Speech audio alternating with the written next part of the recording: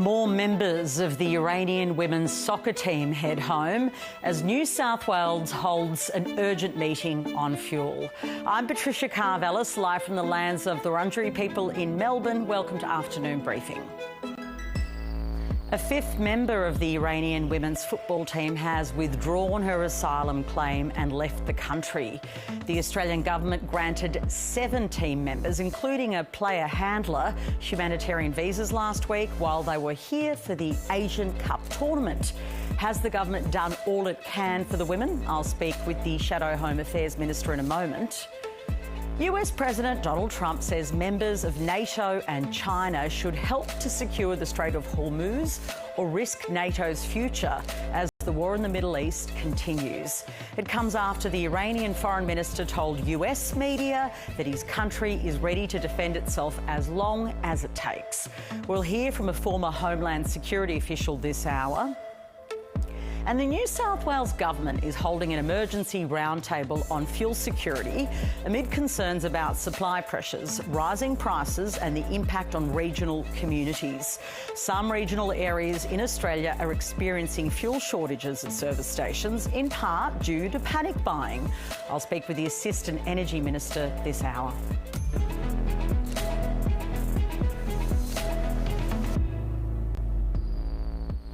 Let's begin this afternoon with the fate of the Iranian women's soccer team. Just 2 of the 7 lionesses granted humanitarian visas now remain in Australia, as community advocates say the group has been pressured to return by the Iranian regime. Assistant Foreign Minister Matt Thistlethwaite says there is no evidence to support reports one of the people who stayed behind in Australia was being used as a regime proxy, despite conceding their contact with the Iranian embassy. They've been able to communicate with family and with others. I understand that some of them did make contact with the Iranian embassy here in Australia. We can't cut off communications for them. The federal opposition has given support to the government's efforts to resettle the players, but that has begun to unravel with the news of their return home. I spoke to the Shadow Home Affairs Minister Jonathan Duniam a short time ago. Jonathan Duniam, welcome to the program. Thanks, Patricia. Has the government done everything it can to help the Iranian women's team? 5, I think now, is the number, say they want to go back. Yeah, look, from the beginning, we've supported the government's efforts to offer and provide asylum to any members of the Iranian women's football team who wanted that as an outcome. I think the efforts they went to, based on the information made available to me, were appropriate, so we do support those.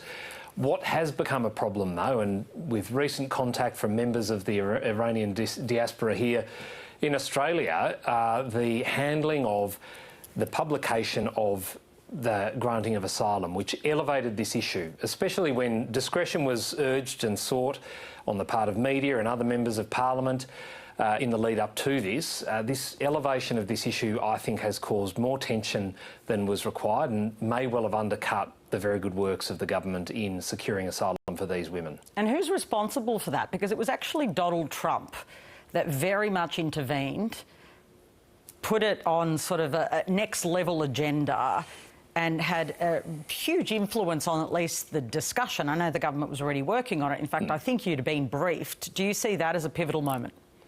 Look, Donald Trump espouses views on a range of things, and as you say, the government was already working on it, and we commend them for what they were doing and what they did do in order to secure asylum for at least a portion of the team. I think how the government responds and how these issues come to public light, I think, is important.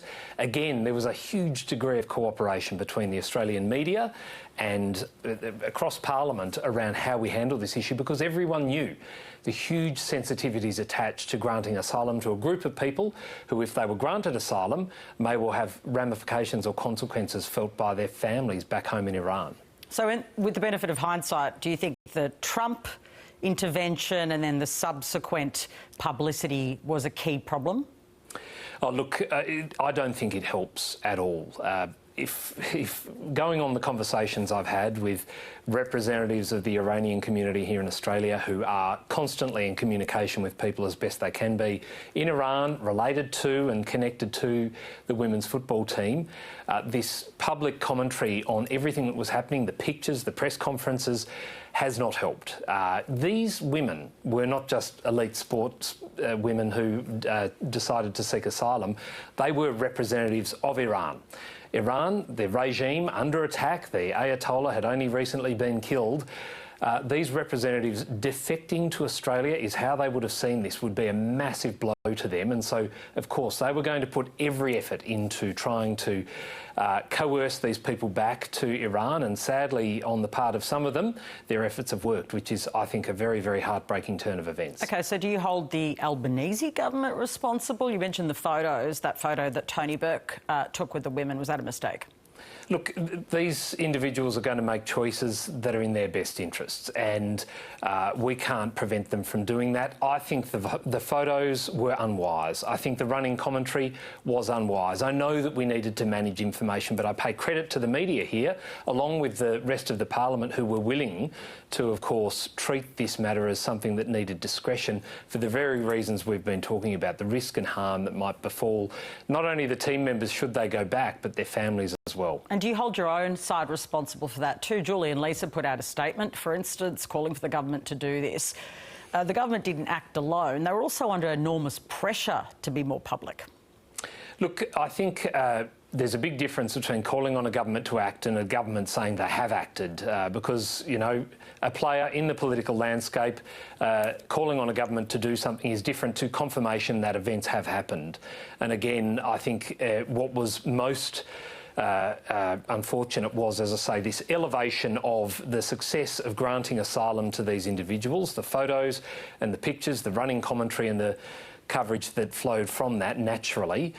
It was like discretion no longer mattered, and I do think that did have an impact on the future of these women and whether they were going to continue to try and seek asylum and call Australia home. But the government was in a lose-lose situation, Jonathan Dunham, weren't they? I mean, I saw lots of prominent right-wing commentators pushing them to say more, to do more, implying that they weren't doing anything. You were privy to what they were working on. Do you see the wicked problem that was actually happening for them, especially when the US president had a go at our own Prime Minister? Oh, look, I commend the Minister and the government for the works they put into seeking to secure asylum for these individuals. There are members of the community who, since that point in time, have been critical of the handling of those matters, and they've got more detail on this and how it impacted families, etc., and what details were given about what options might be available to other members of the team, etc. But, of course, it is difficult, it is complex. I think the government did a very good job of managing things to a point, keeping matters under wraps despite the pressure and despite the urgings from commentators, Donald Trump, whoever it might have been. They were able to keep this in a way that was being managed discreetly. It was after the photos and the running commentary started to appear that we had these issues. So that's where my concern arises from, especially having spoken to members of the diaspora here in Australia. Are we about to have a humanitarian crisis on our hands with people fleeing Iran? Well, if this conflict continues, there will, of course, be consequences, and I think it's inevitable that some of those will be humanitarian. And what we as a Western country, along with the rest of the world, do in response to that is something that needs close consideration. These are very distressing images. You see entire buildings obliterated, you see families impacted. And of course, we need to act as a responsible Western nation would and provide support where necessary once the due process has been gone through around if it is in the government's consideration that we bring a certain number of people here, for example, they need to go through the proper process, including vetting and intelligence background checks and the like. So it is an issue that I'm sure, sadly, we are going to confront, but one we can't avoid as things track. Of course, the Abbott government, I wrote about this today, allowed 12,000 people from Syria to come in, as well as these airstrikes on Islamic State targets. Does that look like the sort of policy approach that perhaps the government should take? Well, every conflict's different, and its impact on the people caught in the crossfire is different. It doesn't mean it's any better or any easier. So I would not be willing to propose a number or an approach. I think it is important for the government, with all of their instruments and agencies and all of the information they're privy to come forward with a plan and do it with proper diligence and all of the proper checks that are required to ensure we're not taking on problems that we can't sustain and not inheriting or bringing in risks associated to anyone who might be a beneficiary of some humanitarian program. We've got to do not only what's right and responsible as a Western nation, but we've got to do what's right by our nation. And so I wouldn't want to put a number or a program design out there. I think that's important for government to lead on. And on fuel, that's become a huge issue, of course. Barnaby Joyce has said we might need to look at issues including basically the scarcity of our fuel and prioritising regional communities, rationing fuel. Is that something you think should be considered?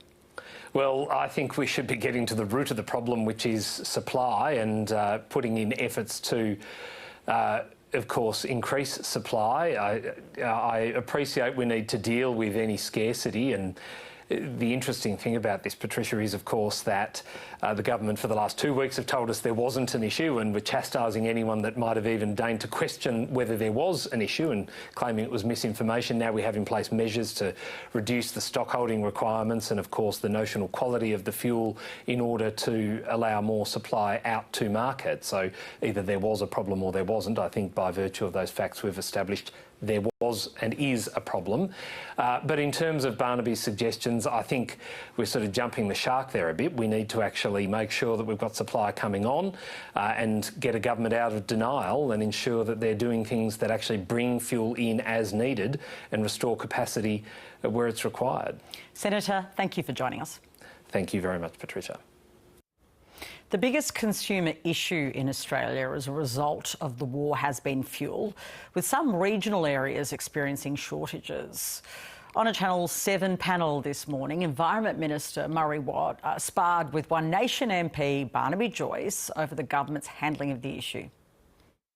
They have no plan, they're worried, and it worries us because it doesn't matter what Murray says. We just have towns with no fuel, Murray, and it's... Barnaby, you agreed to store our fuel in Texas when you were the Deputy Prime Minister. Murray, you are the government. You agreed to have 4 refineries closed when you were the Deputy Prime Minister.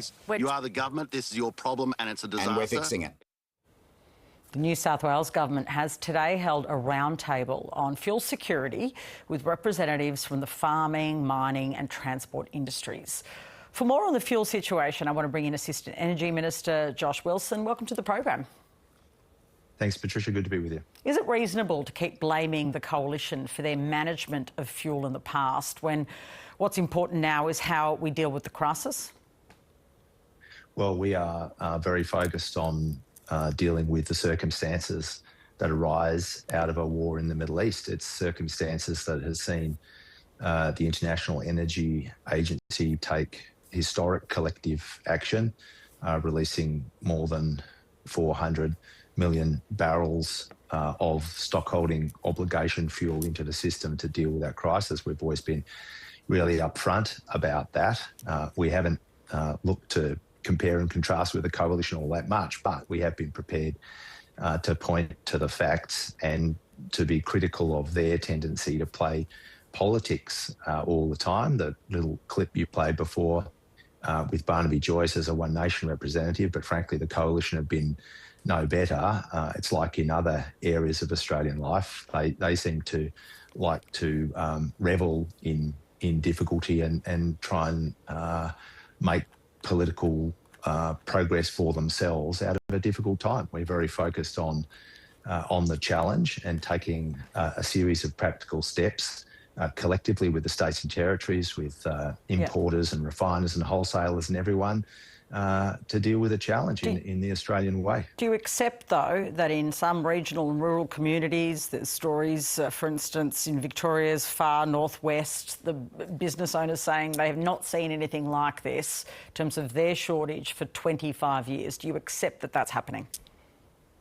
Well, of course I accept it. It goes back to the point I just made. We've got a war in the Middle East. The International Energy Agency which is the global organisation that helps manage these kinds of issues when they arise, which fortunately aren't very common. They've just undertaken the largest collective action in the history of the IEA. So we see that very clearly. That's why Minister Bowen took some steps last Thursday in terms of the minimum stockholding obligation, the fuel standards requirements. We are focused on addressing the impacts of a global challenge, a global crisis here in Australia in a sensible, cooperative way. Will fuel rationing potentially be necessary? No, well, we're not contemplating that. That was part of Barnaby Joyce's alarmist agenda. So you're ruling out, just to be clear, that we're going to need to fuel ration? Well, we're not talking about fuel rationing, because at the moment the supply of fuel is not the problem. The problem is localised shortages and supply chain issues. We've seen demand spike in some parts by more than 100%. Now, that consumption is not lifting by 100%. People aren't using more fuel. They're going and acquiring more fuel by a significant factor because of the uncertainty. Now, we understand that. That's why the steps that we're taking are targeted at addressing those things, the minimum stock holding relaxation, 20% of our stock holding flowing into the market, on the basis that is focused on regional and rural Australia, where this issue is sharpest. Okay, but right now fuel is available on the market. The Australian government obviously has huge purchasing power. Should we go out and replenish the fuel that we have clearly now just we're about to put into the market from our reserve to try and deal with this situation, even if it is being sold at ridiculous prices? Well, the amount of fuel that we hold in Australia is significant, certainly a lot more than was available under the coalition, and fuel is still arriving and being refined in Australia. So those parts of the system are working well, but we've got these localised shortages, which are a factor of supply chain challenges and those really, really big surges in localised demand. That's why we're taking these measured steps in a sensible, collaborative way. Not just the government, certainly not just the federal government, states and territories, the road freight peaks, the National Farmers Federation, the refiners, the importers, working together in a way that, frankly, I think we should expect as Australians. This is a big global challenge, the largest that the IEA has ever faced. But we have the opportunity to go about it in a sensible, collaborative, cooperative, communicative Australian way, where we say, where is the problem and how do we fix it? And let's fix it together. Now, we are doing that. Okay. Mr. Bowen is on that all day, every day. Do you concede, though, that at the beginning of last week, the government was saying not a problem, and then the language changed, and that people have noticed that and think, hang on a minute, that's two different messages? No, look, this is an evolving situation. We've always said that when you've From the start of last week to the end of last week wasn't hugely evolving. That was a completely different argument being put by the government. Why not just say, we kind of should have just been more upfront? Well, you'd probably have to give me some terminological examples. We from the outset, we were saying that this is a challenge that needs to be dealt with. We had things under contemplation. You obviously don't necessarily take every step from one day to the other. You consider them and then you deploy them in a measured way, noting that confidence and a sort of a sense of that orderly tackling of a problem is actually part of the solution. We had that experience during COVID. If you want to be a panic merchant, as some people do for their own political benefits, you are making the problem worse. We have been sober and steady and focused. We do the work to understand what the potential solutions are, and then Minister Bowen announced some of them last Thursday, both the fuel standards change. Well, are there more things under consideration? Well, those things are going to make a significant positive difference, particularly in addressing those localised shortages. We don't think that demand spike will continue. There were people who are justifiably concerned, and they went out and purchased a lot more fuel than they would ordinarily do. They're not using more fuel than they would ordinarily do. So you'd expect that that would even out. But okay, so would you say the worst is over? No, it's not for me to say that, because what is causing this issue is a war in the Middle East that Australia does not control. So, for anyone to be Nostradamus and try to say from one day to the next when we're experiencing an unprecedented situation wouldn't be responsible. New South Wales has today had, the government has convened this urgent meeting. Do you think other state governments need to do the same, or should it be happening even at a federal level? Well, it is happening at a federal level, so those conversations are going on all day, every day. As I said before, we are working very concertedly with states and territories, with the relevant peak organisations, and with every part of the fuel supply chain. I guess it is for state governments to consider how they might want to approach it. I can understand why New South Wales would have taken that step, but that's really for state and territory governments to determine. Thank you so much for your time. Thanks, Patricia. There has been some criticism of the government's approach to speaking about fuel shortages in regional areas, with some farmers biting back at accusations of hoarding. Amanda Kraft is a lecturer in personal financial planning at Western Sydney University and has written a piece for The Conversation about why farmers are buying fuel in bulk to meet the fuel challenge. She joins us this afternoon. Welcome. Hello, Patricia. Do you think regional communities have been unfairly blamed for hoarding fuel? Yes, I think most of us living in metropolitan areas don't really understand the challenges that are unique to those in regional Australia and how their decision-making around financial purchases like fuel, which is a product that they have to use in their fuel production, in transportation of our food supply. It's a non-negotiable in regional Australia to have access to affordable diesel, and it affects everyone's business profitability and their profit margins. And I don't think metropolitan citizens quite experience the same challenges that regional Australia does, and so we may be less able to connect and understand why people behave in different ways in regional areas around fuel purchasing versus what we do in the city. Okay, so what's your assessment of the way people in rural and regional areas have behaved around this fuel crisis? Were they doing the right thing, some of them, in trying to stockpile fuel?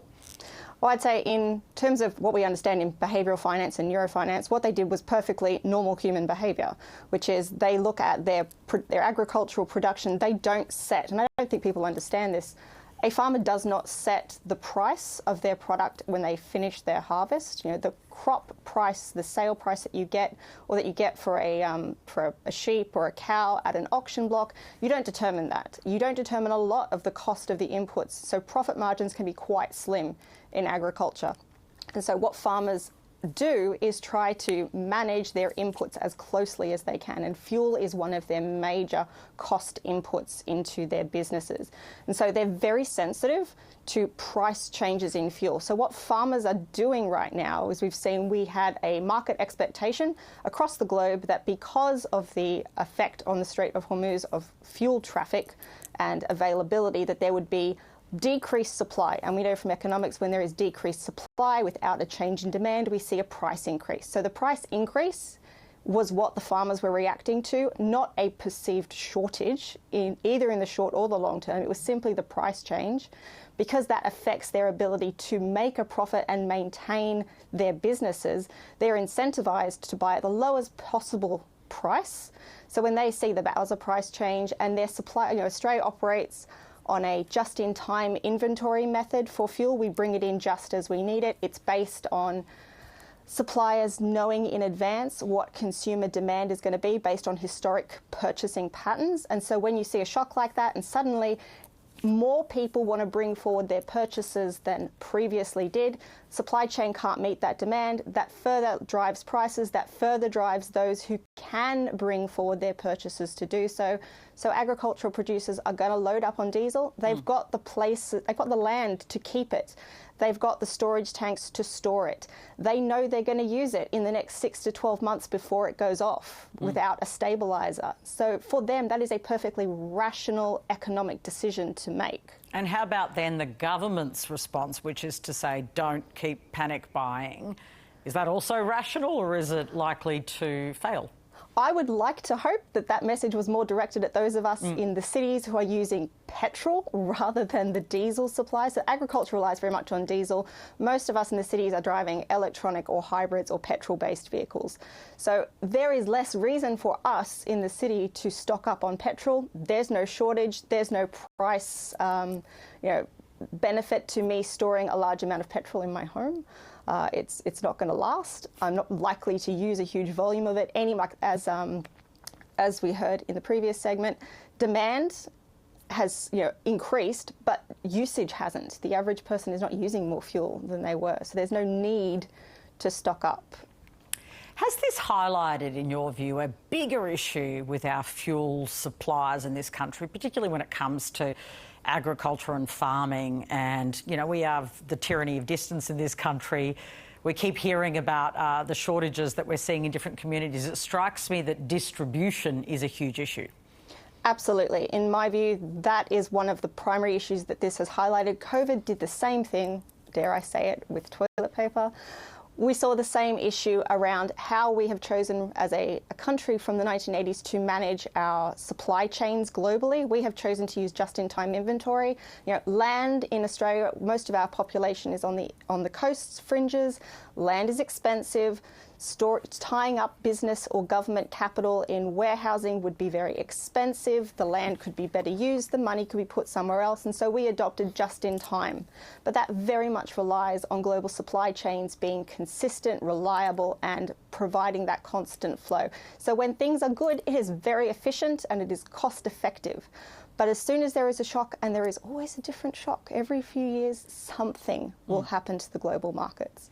And when those happen, we get hit by those because we haven't planned a strategic reserve in advance to weather a short-term shock. So I think that's an opportunity from a policy point of view for consideration around what could we do that would be insulating us, make us more resilient to these short-term types of shocks without overcommitting into a less viable use of our capital.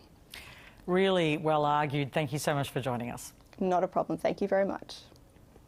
Looking overseas now, and US Energy Secretary Chris Wright has been tasked with selling the US president's message that other nations should send their warships to help secure the Strait of Hormuz. He's told NBC News relief on petrol prices might be felt in a few more weeks, with shipping lanes choked by the war in the Middle East. All nations of the world depend on products that come from the Straits of Hormuz. China top on that list, Japan, Korea, all the Asian nations is where the energy that comes out of the Straits of Hormuz flows to. So those are the nations that most immediately impacted by this. So of course it's quite logical to have a broad coalition of the nations of the world work to reopen the straits. US President Donald Trump gave an interview to the Financial Times where he threatened the future of NATO if its member states did not provide assistance to help clear the Strait of Hormuz. That's the crucial shipping lane, of course. The Transport Minister, Catherine King, says Australia won't be sending a ship to the Strait of Hormuz to protect ships. Obviously providing aircraft to assist with defence, particularly given the number of Australians that are in that area in particular, but we won't be sending a ship to the Strait of Hormuz. We know how incredibly important that is, but that's not something that we've been asked we're contributing to. I want to bring in my political panel for today. Patrick Gorman is the Assistant Employment Minister. Garth Hamilton is the Shadow Assistant Minister for Energy Security. Welcome to both of you. Great to be here. Let's first talk about the potential on sending a ship. Now, we haven't been asked to contribute, but would it be reasonable, I'll start with you, Garth, if we were to participate in such a thing to ensure, of course, the free flow of oil? Look, I think it's a big question. We'd have to see the details of that first. I understand the government's position. It'd be a lot easier to understand the request if we'd been involved in the conversation from day one with our US allies, but that isn't the situation we find ourselves in. But look, this is going to be very important. I hope this doesn't continue on much longer, because obviously this question becomes more pressing the longer this goes on. Patrick, is that just a blanket no from the government? Obviously we haven't been asked, but is the government really reluctant to be part of such an exercise? Oh, well, as your viewers know, we've focused our efforts on defensive actions to assist friends in the region and to supply to the United Arab Emirates some additional weaponry that they've required. That's where our focus has been.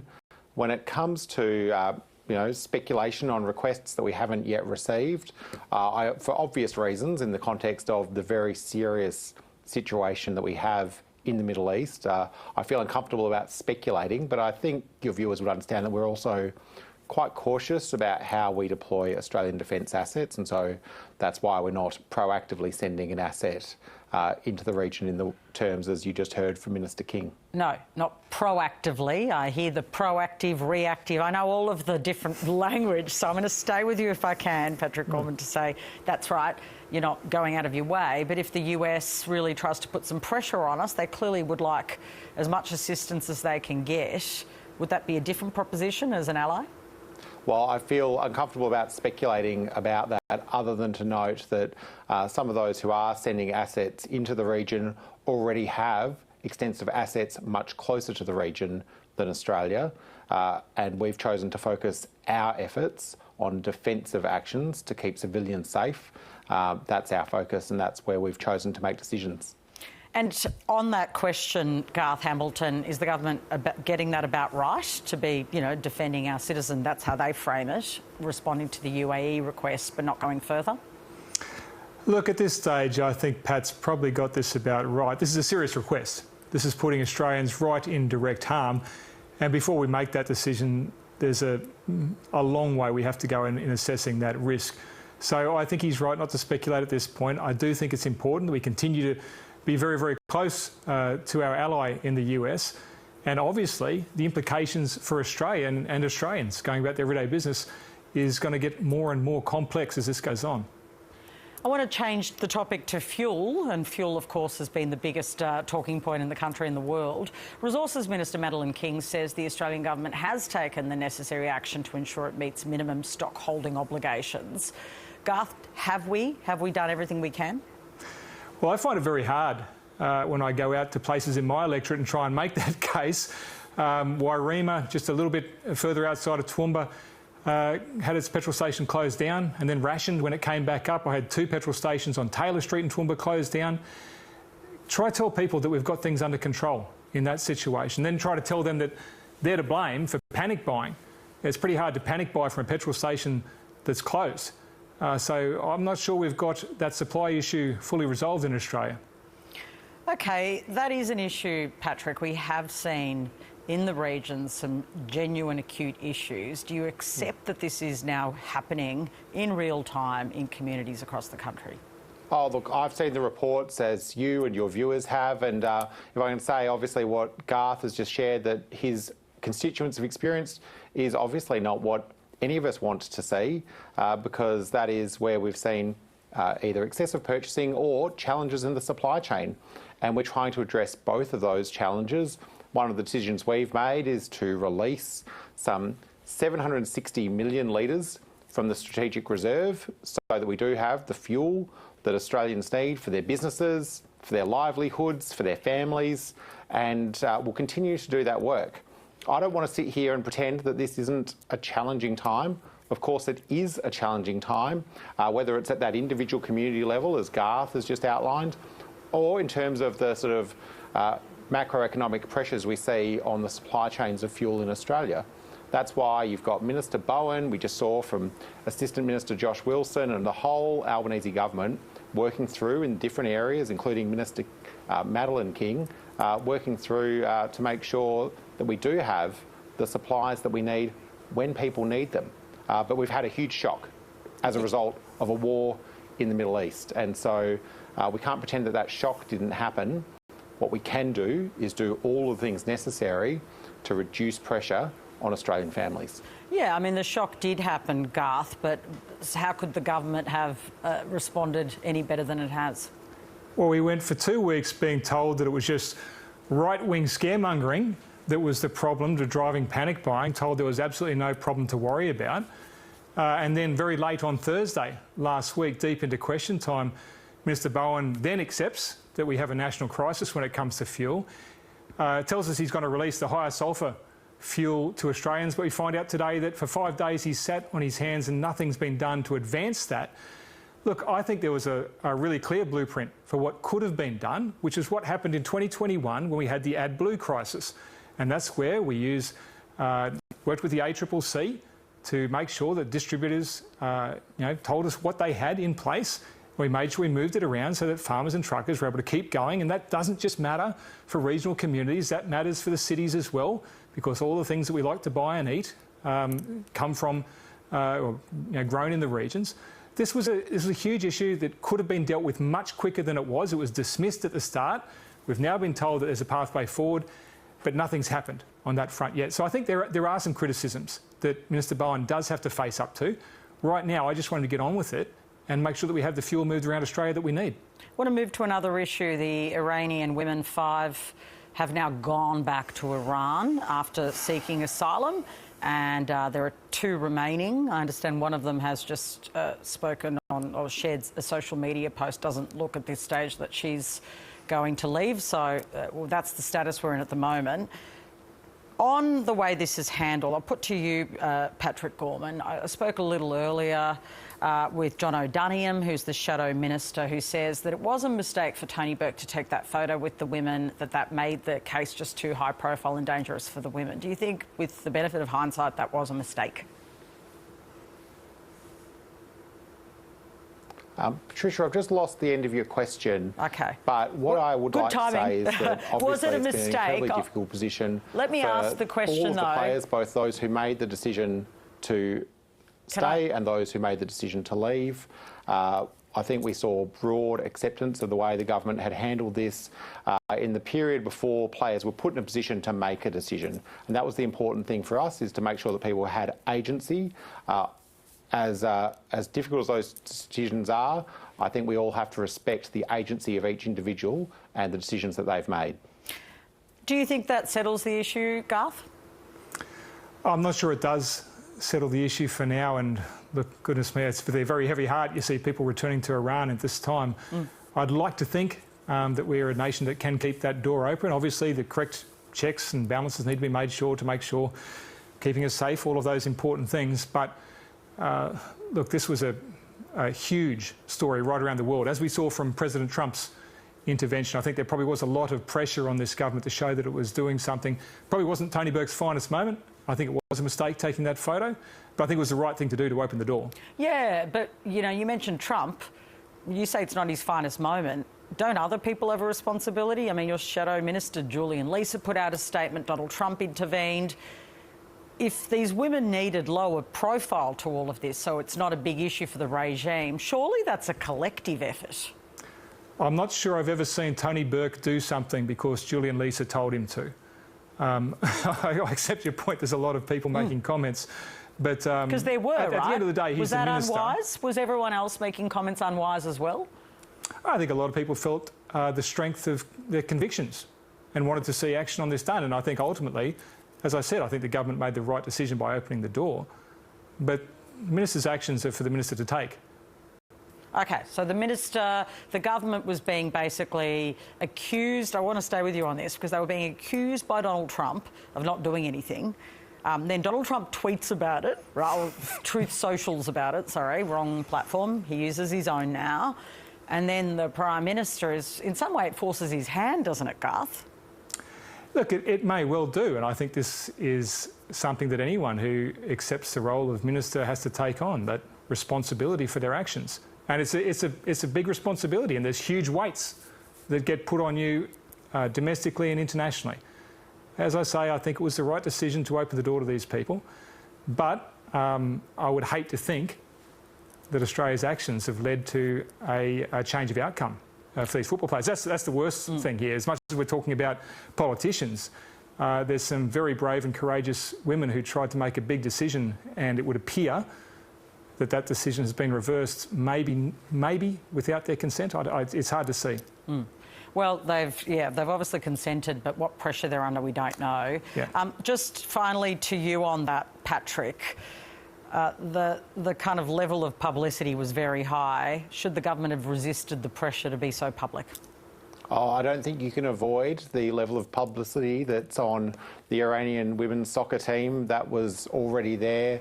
Obviously, the important thing for us was to make sure that those players knew the options available to them, and that was done in an incredibly discreet way, as has been well documented. Okay. I don't think once a decision had been made that it wouldn't get some level of attention, just as these more recent decisions have got a large amount of attention. That is the nature of the open democracy with a free media that we have here in Australia. It's one of the things that makes this a great country, but it's the way that we operate in Australia with openness and transparency. And of course, there was always going to be interest in this case, however it was handled. All right, we're out of time. Thank you to both of you. Thank you. US President Donald Trump gave an interview to the Financial Times today where he threatened the future of NATO unless member states agree to help escort ships through the Straits of Hormuz.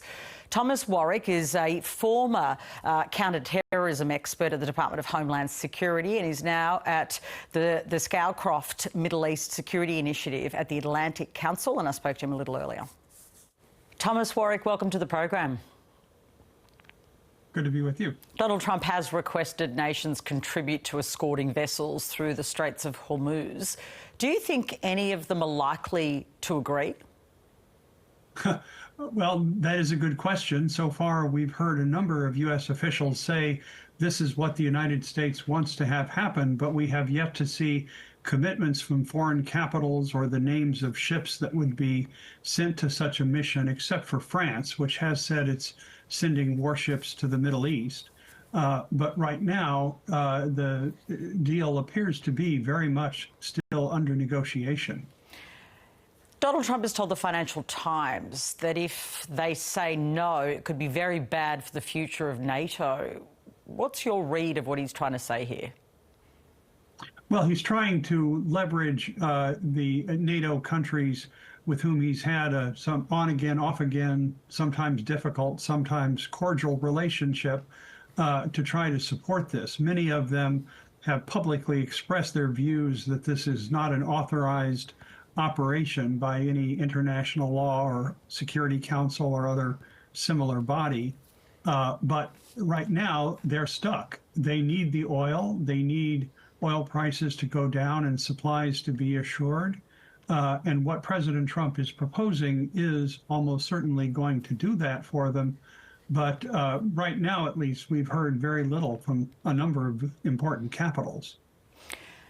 Emmanuel Macron talked directly to the Iranian president this week, asking him to cease regional attacks. That's a European leader conducting a separate diplomatic negotiation with Iran. Is that a positive development? How do you analyse what we're seeing here? Well, he wasn't the only one. We understand that leaders from China, the foreign minister of Oman, we believe perhaps also other countries as well, have tried to reach out to the Iranians to get them to understand that what they're doing is a direct assault on the economy of a great many nations. The United States actually gets very little oil through the Strait of Hormuz. President Trump referenced this in his remarks on Air Force One tonight. And so most of the oil that is being cut off goes to China, India, and South Korea. And these are the countries that have the greatest stake. For the United States, it's higher gasoline prices. But if China loses 20% of its access to oil at any price, that's going to have a devastating effect on China's economy. Iran's foreign minister says the country was not ready to negotiate with the United States, despite President Trump saying the previous day that Iran wanted to make a deal. I know it's very difficult to work out, where the truth is, but what's your assessment of why we're hearing claim and counterclaim like this? Well, there are many fronts in this war, and public opinion is another one of them. Both the United States and Iran are talking tough. They're both saying, oh, I don't need to negotiate. I can keep going on for months and months if I have to. Each wants the other side to believe this, and each one is playing to a domestic constituency that is starting to become deeply concerned about the direction of the war. One of many ironies that the American and Iranian people both share. But what's actually going on behind the scenes is the offensive campaigns of both sides are winning, and the question is likely to be whose defense is going to eventually prevail. And we can't be sure, of course, this thing is still unfolding, but where do you assess the current status of the war right now? Is the US losing? No, but neither is it winning. What's likely to happen is at some point President Trump will offer Iran a ceasefire, and then it will be up to Iran's leaders to decide whether to accept. If they don't, then we will go back to war after a short interval.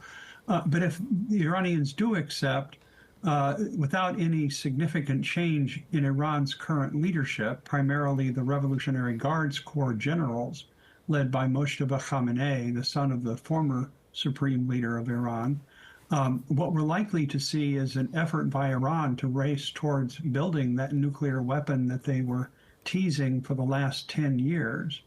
And so this would lead to a need for further strikes, perhaps in 3 months, 6 months, a year, 2 years, no one really knows. But we may not be at the end of this, even if the shooting stops very soon.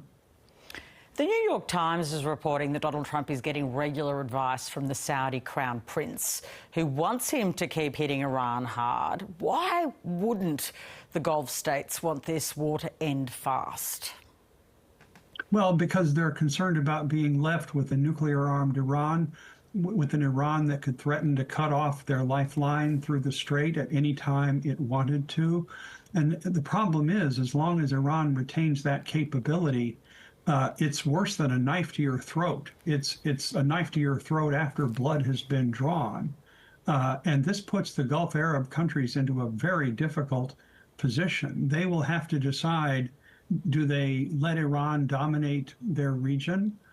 Do they build a closer relationship to the United States? Do they reach out to the Ukrainians to gain the benefits of Ukraine's approach to how you defeat these Shahed drones? The latter, I think, is an almost certainty to happen.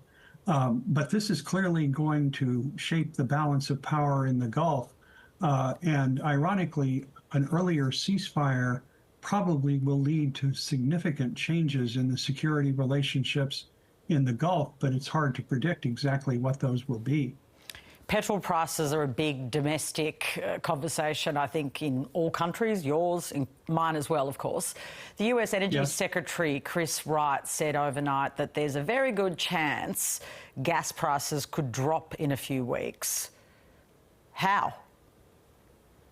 Well, what he's talking about is if the straits reopen and traffic resumes. But the problem is insurance companies are likely to retain a very high risk premium for tankers going in and out of the Gulf. This is going to hurt Asian economies that rely on imported oil through the strait. And so this is the dilemma the world is in. Prices may go down, but they're not likely to go back to what they were on February 27th, unless the United States can figure out some other military solution to this, which, as we speak here this morning, does not look to be the case. And how about the time frame? There's different theories, of course, about how long the US will withstand what is an energy crisis that comes with this. What's your take on the feasibility of a sort of longer period of time in this protracted war? Well, one of the characteristics of any war is the tendency of leaders who get stuck in a in a quagmire to realize that they'd love to get out, but they don't have a way of doing that. That's actually true for both Iran and the United States. Both of them are in a situation where, having lost a great deal in the fighting so far, and Iran has lost a lot more than the United States has lost, they don't see any solution other than keep fighting in order to try to preserve some measure of success that they can point to after the fact. I mean, this is exactly how World War I turned into what Australians well remember. And so this is a dynamic that Trump certainly had vowed to his supporters he would avoid, but he now finds himself caught in a trap of his own making. Similarly, Iran's leaders, thought that they would be able to maintain this nuclear program, continue supporting proxy armies in other countries, and dominate their region. We will soon find out if Israel and the Gulf Arabs can live with that, because the answer could be no. Fascinating insights. Thank you so much for your time. You're welcome. The 98th Academy Awards were this afternoon, and spoiler alert, if you want to have a special watching ceremony party later, don't listen. You might not want to watch this next segment. I'll give you a second. Paul Thomas Anderson's One Battle After Another and Ryan Coogler's Sinners were the big winners. Carl Quinn is a senior culture writer for The Age and the Sydney Morning Herald and has been spending his day blogging the awards ceremony. Welcome to the program. Hello, Patricia. OK, Australians didn't do very well. We'll get to that in a moment. What was the biggest surprise coming out of today's awards? For me, probably the biggest surprise was that there was so little politics up on the podium. There was, the two big winners are both very political films, and neither of them evoked any kind of speechifying from the winners. And I found that somewhat surprising, given the state of the world into which they emerge. Yeah, it is surprising, and actually contrary to what often happens, right, at the Oscars. Do we know why? I mean, there's been a big backlash to the woke Oscars and the Oscars being too political. Could it be a reaction to that? Well, I mean, I'm not terribly comfortable with the idea of the phrase "the woke Oscars," but I do think that there's a sense that maybe the tolerance of ordinary people for celebrities who seem to live a very privileged life, getting up and telling them how they should think or feel about the world, is maybe wearing a little bit thin. I mean, Jennifer Lawrence talked about this in an interview in November with the New York Times, where she kind of felt that her weighing in on things was just stoking the fires of division in America. And I think there's probably something in that. And we definitely saw, I think, during the Kamala Harris election campaign, that there were a lot of celebrities rolling up to endorse her. What impact did that have? If anything, it probably turned people off. Ordinary blue-collar voters in America kind of went, you're speaking for the privileged elite, not for me. And they turned their back on that. So I do think that there's a sense in which it can be counterproductive to use that stage, that podium, to talk about political issues, even when the films that the talent are associated with are overtly political. So tell me about the biggest snub in your view. What was it? Well, possibly Timothée Chalamet not winning Best Actor. I mean, you could say that was a snub. You could also say that Leo DiCaprio not winning it was a snub. But by the same token, it going to Michael B. Jordan for Sinners, in which he plays two characters and plays them as if they're two different people. They're twin brothers and they seem to have their distinct personalities. You could say, well, that was just an acknowledgement of great performance in a film that had a lot of sentimental weight behind it. And, so it's like, I don't know that you would say it was a snub, but you could definitely say it could have gone a different way, and it would have been very valid for it to go a different way. I mean, Chalamet had a lot of support. Leo DiCaprio, the film One Battle After Another was widely acclaimed and ended up winning Best Picture and Best Director and Best Adapted Screenplay. So it had a lot of traction, but, in both cases, those actors were overlooked and it went elsewhere. The host is always a really vexed position. How did Conan O'Brien do second time round? I think he did really well. I think he was very funny. He landed, I mean, some of his gags were a little bit political, or in the sort of broad sense. I mean, he referred to the Dolby Theatre as the has a small penis theatre and invited an unnamed Donald Trump to append his name to that, as he has done to every other cultural institution in the country. So that was a very pointed gag, even when the target of it wasn't named. I think everybody knew what it was about. There was a really good sketch about AI and how it's sort of literally reframing the movie business, and so I think he did really well. I think he's sharp. He acknowledges his own massive ego and then parodies that. Plays into it, leans into it, plays against it. Obviously there's always gags at the expense of the people in the room, but that's sort of part of the course. I think he did well. I think he's been a good host. It was nice to see Jimmy Kimmel, who's also hosted a number of times in recent years, on the stage briefly as part of the ceremony. I think that was nice to see. It's like, yeah, Conan's the star tonight, but actually, there's a tradition here. And Billy Crystal as well was on stage presenting during the In Memoriam. So I do think that sense of like, this is a tough gig. Let's pay homage to everybody who's ever had to do it, because it's 3.5 hours in which everybody's waiting for you to not get it right. Yeah, so that's right. And every word is scrutinised. And Billy Crystal is my favourite host, just hands down. Hey, Australians didn't do so well. Were you surprised? Not really. I mean, I would have loved to see Rose Byrne win as Best Actress, but Jessie Buckley is incredible in Hamnet. That's a fantastic role. It's a fantastic performance. She thoroughly deserved the win. Rose is incredible also in If I Had Legs, I'd Kick You. And interestingly, they're both films about motherhood, but they have very, very different approaches to that.